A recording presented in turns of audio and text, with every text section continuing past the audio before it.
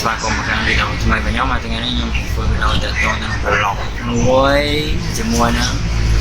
SONY Xperia XZ2 ដែលឥឡូវមកមិន10 11នាទីហើយកាលពីបងមិញខ្ញុំតាមចាក់មកវិញអត់វិញទេបានតែ99% នៅម៉ោង8កន្លះអត់ដល់កន្លះក៏ช่วง8 20ជាងឥឡូវនេះខ្ញុំកំពុងម៉ោង10ហើយមើលថារយៈពេល1ថ្ងៃវិញហ្នឹងគឺសម្រាប់ខ្ញុំអស់ថ្មមកខ្ញុំប្រើលើការប្រើប្រាស់លើអីខ្លះយ៉ាងតែប្រចាំខ្ញុំប្រើតែលើ YouTube Facebook Instagram និងការលេងហ្គេមតែប៉ុណ្ណឹងអូខេឥឡូវយើងចាំទស្សនាបន្តទៀតថាយ៉ាងម៉េចញ៉ាំបាយទៅ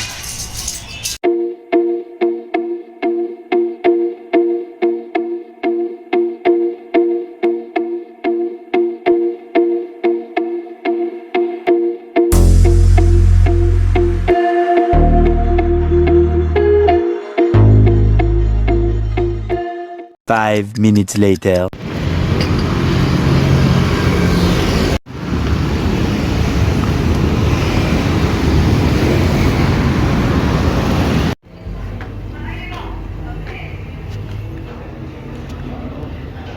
A few moments later. អូផ្លេចគេថាយើងនឹងធ្វើការតេស្តទៅលើកាមេរ៉ាខាងមុខនិងខាងក្រោយរបស់ SONY Xperia XZ2 មួយទៀតអ្នកនរគ្នាអូខេ 2,000 years later.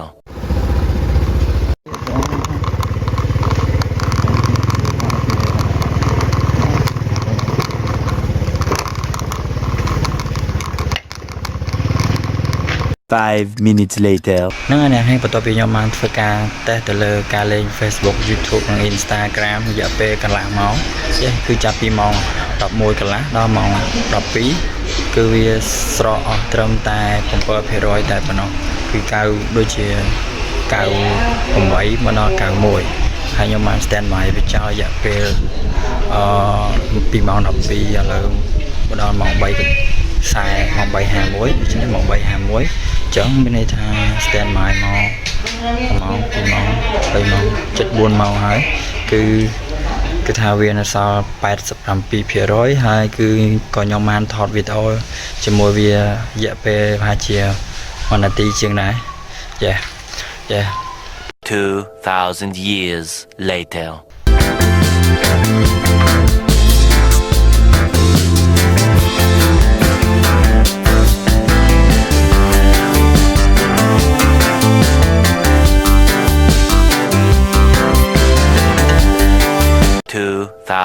Years later នឹងហើយអ្នកទាំងអស់គ្នាបន្ទាប់ពីខ្ញុំធ្វើការតេស្តទៅលើហ្គេមប៉េសចំនួន5ប្រកួតហើយនឹងហ្គេមតូចៗមួយចំនួនទៀតខ្ញុំឃើញថាការថ្មរបស់វាគឺធ្វើការស្រកនៅសល់20ស្រកអស់ 20% គឺថាស្រកពី87មកសឹម67ចាក់ពេល1ម៉ោងជាងគឺចាប់ពីម៉ោង 3:31 នាទីមកដល់ម៉ោង 5 នេះគឺថាវាសល់អស់ 20 នាទីរយៈពេលលេង1ម៉ោងជាងហ្នឹងអញ្ចឹងមានន័យថាការអូហ្គេមរបស់ខ្ញុំវាអាចតស៊ូបានដែរតែអស់មកដល់ 20% រៀងបើទៅច្រើនណាស់ 20% តែយើងលេងច្រើនហ្គេមដោយសារខ្ញុំលេងដល់តែ5ប្រកួតហើយមកប្រកួតហ្នឹងវាច្រើននាទីដែរតែឲ្យគិតពីសាច់ម៉ោងវិញគឺ1ម៉ោងជាងទេអ្នកទាំងអស់គ្នាហើយបើនិយាយពីកម្ដៅម៉ាស៊ីនវិញរៀងឡើងក្ដៅបន្តិចដែរតែអត់ក្ដៅខ្លាំងទេក្ដៅតែបន្តិចទេហើយបន្ទាប់មកទៀតយើងនឹងធ្វើការតេស្តទៅលើកាមេរ៉ាខាងមុខនិងខាងក្រោយហើយខ្ញុំនឹងដើរទៅទិញអីវ៉ាន់ហូបអូខេចាំមើលរូបធ្វើចាំទស្សនាបន្តទៀតអ្នកទាំងអស់គ្នា A few moments later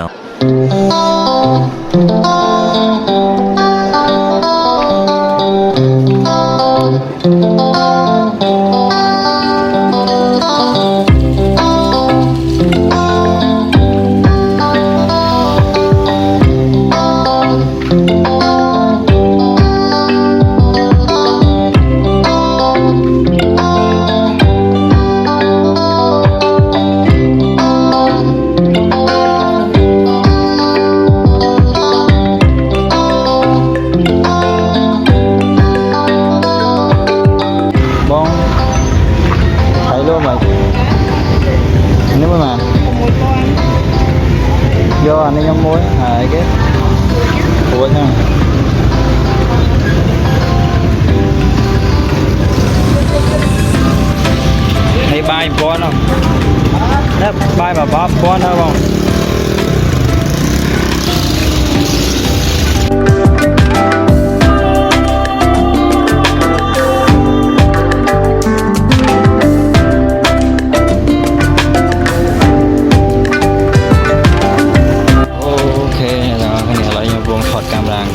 ទិញខូចមួយបាយមួយ4500ឥឡូវខ្ញុំពងដាក់ទៅវិញខ្ញុំលើកទិញទឹកពៅអូខេហើយទិញទឹកពៅវាកែតយបានជីមកហើយតើអត់នេះ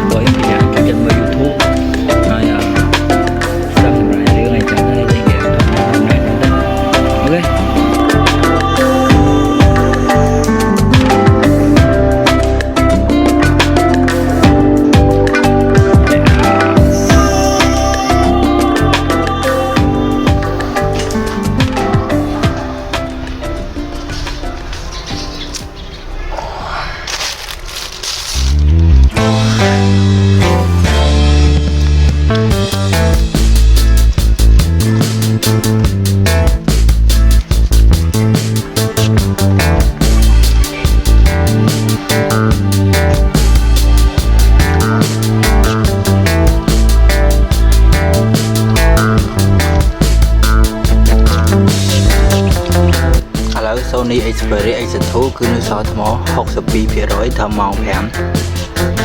24នាទីអូខេ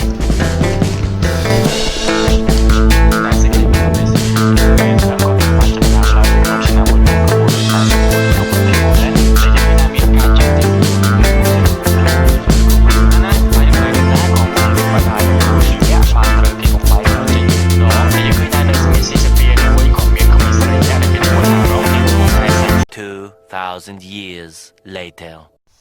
ហ្នឹងហើយអ្នកទាំងអស់គ្នាបន្ទាប់ពីខ្ញុំបានធ្វើតេស្តទៅលើថ្មហើយនឹងកាមេរ៉ារួចហើយ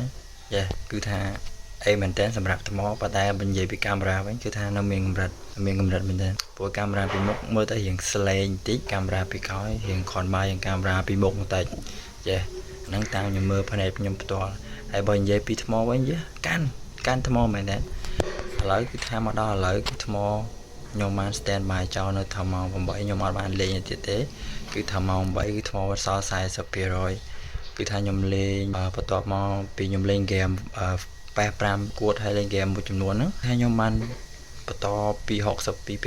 មកដល់ម៉ោង 8ហ្នឹងគឺខ្ញុំបានមើល YouTube រយៈពេល1ម៉ោងជាងគឺចាប់ពីម៉ោង 5ជាងមកដល់ម៉ោង 8ហ្នឹងគឺមើល YouTube បដាពេលខ្លះខ្ញុំទុកចោលបដាអញ្ចឹងទៅប៉ុន្តែខ្ញុំមើល YouTube អស់ជាង1ម៉ោងគឺថាវាសក់នៅសល់ 40% ពី 62 សល់ 40% ហើយបន្ទាប់មកម៉ោង 8មកដល់ពេលព្រឹកម៉ោង 7គឺថាខ្ញុំ stand by វាចោលរហូតមកដល់ឥឡូវគឺថាវានៅសល់ថ្ម 39% ទៀតអញ្ចឹងមានន័យថាSONY Xperia XZ2 គឺជាទូរស័ព្ទមួយដែលនៅតែមានថ្មកាន់ល្អមែនតើសម្រាប់ទូរស័ព្ទមួយគ្រឿងដែលខ្ញុំទិញមួយទឹកនេះបាទហើយកាមេរ៉ាខ្ញុំគិតថាពីក្រោយគ្រាន់មកតែពីមុខហើយដល់យើងជូតលែនបន្តិចទៅដល់ថាវាអាចនឹងក្រាន់មកជាងមុនដែរអញ្ចឹងទៅអូខេវីដេអូហ្នឹងក៏ខ្ញុំធ្វើតាក់ទងនឹង blog បន្តិចបន្តួចហើយនឹងតាក់ទងទៅនឹងការតេស្តកាមេរ៉ាហើយនឹងថ្មតែប៉ុណ្ណោះសម្រាប់អ្នកទាំងអស់គ្នាដែលចង់បាន SONY Xperia XZ2 យកទៅប្រើប្រាស់ប្រចាំថ្ងៃឆ្នាំ2020នេះហ្នឹងហើយអរគុណអ្នកទាំងអស់គ្នាដែលបានចូលទស្សនាវីដេអូមួយនេះយើងនឹងជួបគ្នានៅវីដេអូក្រោយទៀតបាយបាយ peace